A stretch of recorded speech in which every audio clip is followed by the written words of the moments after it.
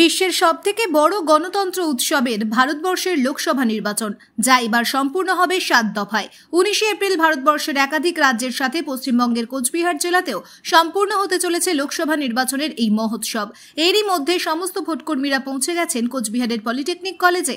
এখানেই তৈরি হয়েছে লোকসভা নির্বাচনের পরিকাঠামো ডিআরডিসি।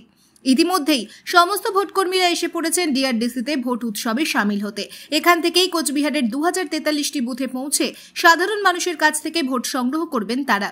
প্রতিটি বুথেই থাকছে কেন্দ্রীয় বাহিনী, তাই ভোটকর্মীরা অনেকটাই আশ্বস্ত এবং শান্তিতে রয়েছে ভোট সংগ্রহ করতে যাবার সময়।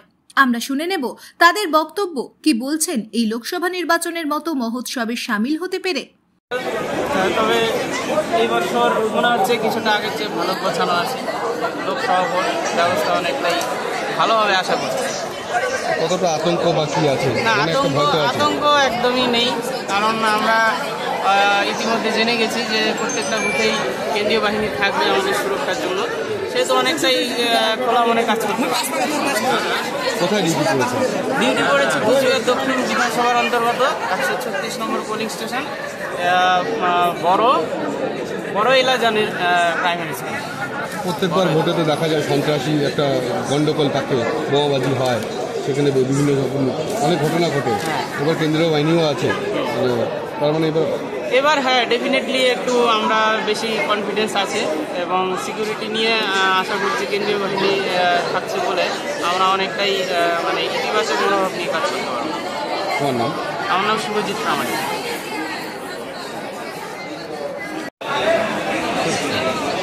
এবার আমাদের ফার্স্ট টাইম কোনো এক্সপিরিয়েন্স নেই, আমরা সকাল 7টা থেকে এখানে এসেছি। তো যাই হোক, আইকার্ড পেয়ে গেছি। আর হচ্ছে পাশাপাশি নতুন একটা এক্সপিরিয়েন্স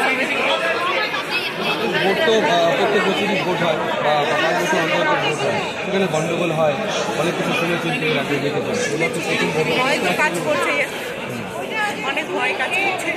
আমার নতুন একটা এক্সপিরিয়েন্স হবে, এক্সাইটেড হচ্ছে। এবার যেটা শোনা যাচ্ছে বিভিন্ন বুথে কেন্দ্রীয় বাহিনী রয়েছে, কেন্দ্রীয় বাহিনী থাকছে। অন্যবার দেখা যাচ্ছে ওই কেন্দ্রীয় বাহিনী থাকছে না বা সমস্যা হতো তাকিয়ে এবারে তোমার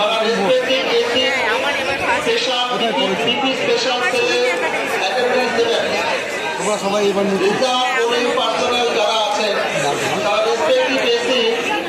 ব্যুরো নিউজ ABN 24x7 সঙ্গে থাকবেন।